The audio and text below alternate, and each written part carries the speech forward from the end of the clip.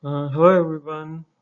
So today we will give you a walkthrough of this ANSYS problem. It's the same problem that was discussed in the previous tutorial of the deflection of a cantilever beam on its own self weight. But that we modeled the beam using the three-dimensional elements, solid elements. And today we will be modeling using the beam element. So how you can represent your cantilever beam or any solid other beam, other structures as lines, and then it will save you a lot of computational cost, because three-dimensional elements they take, if your model is complex, so they always take you more time, but when you model them as beams, as lines, then they are less computationally extensive.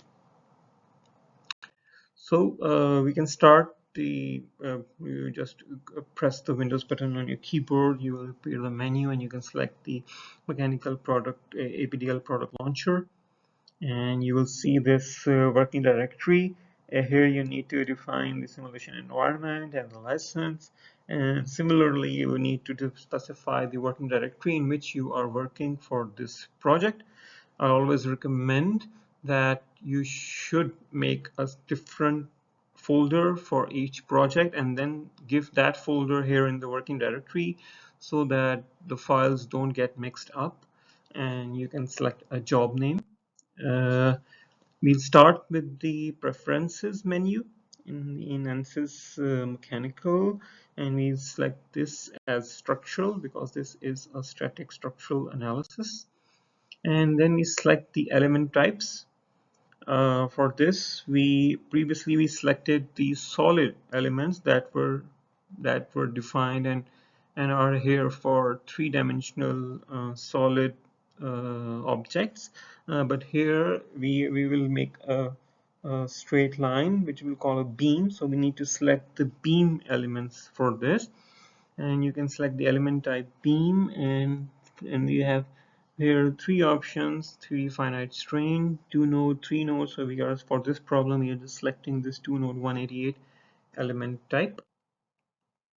Then you need to go to the material properties and material model section, and here you will, since we are assuming that our beam is elastic, so we only need to give the elastic modulus and the Poisson's ratio. So we are assuming this beam to be made of steel, and here we have just specified the modulus of elasticity and Poisson's ratio. You just click OK. Now this is a different part which was not previously in the solid beam tutorial, because there we have modeled the actual beam and we don't need to define any section. But in this tutorial we will define the beam as a line, but we need to tell ANSYS that what's the section for this line that will sweep throughout the line we will define just after this. So we are taking a square section. There are other sections available like circular, donut, and triangular and something, and here we are only focusing on a square section. We need to give the width and the height of this section. So, and here the offset to option should be sent to centroid. So this assumes that line you will create that will represent your beam will pass through the center of the section. And once you have defined the section, now we are going to create the line that section will be defined to. So you just need to go to create key points, and in active coordinate system we will generate 2 key points. Just give this key point number 1, and the XYZ location for this key point is 0, 0, 0. Now you create another key point. Just remember to give it a key point number 2, and here you can specify the XYZ location, since we want our beam to be 100 millimeter long. So we are giving it a 2 we are giving 100 millimeter length to this beam. Yeah. And here in the x coordinate system, you just need to enter 100, keep the y and z as 0. And now you just need to create the line. So we'll go to create lines and straight lines, and we just need to click the 2 key points we have generated, and then a straight line will be generated. Once you have this line, now we can just quickly go and apply the loads which we are interested to the analysis. First, at the 0, 0, 0 coordinate location, we want this point, key point, to be fixed. So we just go and select this key point number 1, and we apply the all degrees of freedom constraint at this point. And here you can see that it has been applied, and whenever you apply this, you will see these small symbols showing that your beam has been restrained here in all the directions and all the rotations and translation. And the next we will select this key point number 2. This is the point we are applying the force in this point. And now you can see that we want to apply a downward force. So you just select the direction of force as Fy. So y means in the y direction, and there is a constant value for this force. And now you can also specify that since it's a downward, so we just need to give a negative vector. So we are saying that, okay, we are applying a minus 1000 Newton force. Here we are following the unit system. In my previous video, I also told you that you need to be very consistent and careful regarding the units when you are using ANSYS APDL. So the unit systems you are following are kilogram, millimeter, second. So we are specifying the force in newtons. So it's minus 1000 Newton on the second key point. And here you can see it has been highlighted by the yellow circle that the force has been applied. Now the other step, the last step that is left, here is the meshing. So we just go to the meshing mesh tool. Here I just need to point out you one thing, that you can see that I have skipped I have applied the loads first, and now I am meshing the model. Now I did this intentionally to show you that you can choose other options before.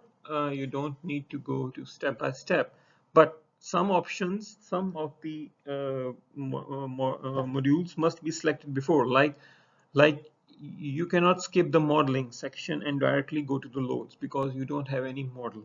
That's something very obvious.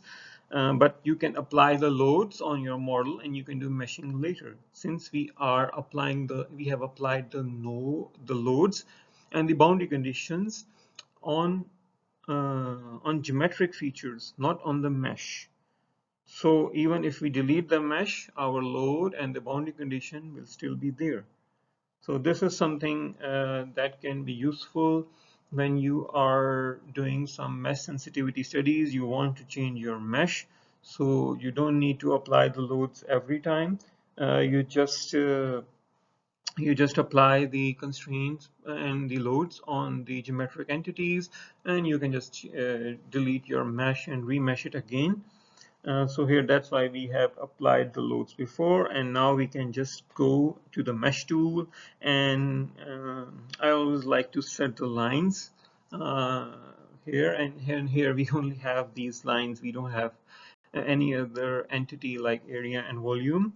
So we just set the line, we select this line, and here we are giving it a number of element divisions as 50. So it will discretize this line into 50 elements. And here you can see that our beam has been now discretized, and we can see now the boundary condition, the load applied, and everything now is applied. So we only need to click the mesh option now. So we just click the mesh and select the line which we want to mesh, And now you can see, you will not see the mesh in this because it's just a straight line and these are small discretized elements. So maybe visually you cannot see them, but here in the above I have highlighted that here you can see that, okay, now the elements have been made. So you can see so that's the mesh for your beam. And next you just go to solve and current load step, click on that, and it will ask you to begin the solution. You click OK, and the solution is done within seconds. And now we can see we can post-process our results. You go to plot results, contour plot, nodal solution, and we only want to see the deformed shapes and auto-calculated scale factor. So here you can see that when we apply the load on this beam, it gives us around 2 millimeter of deflections.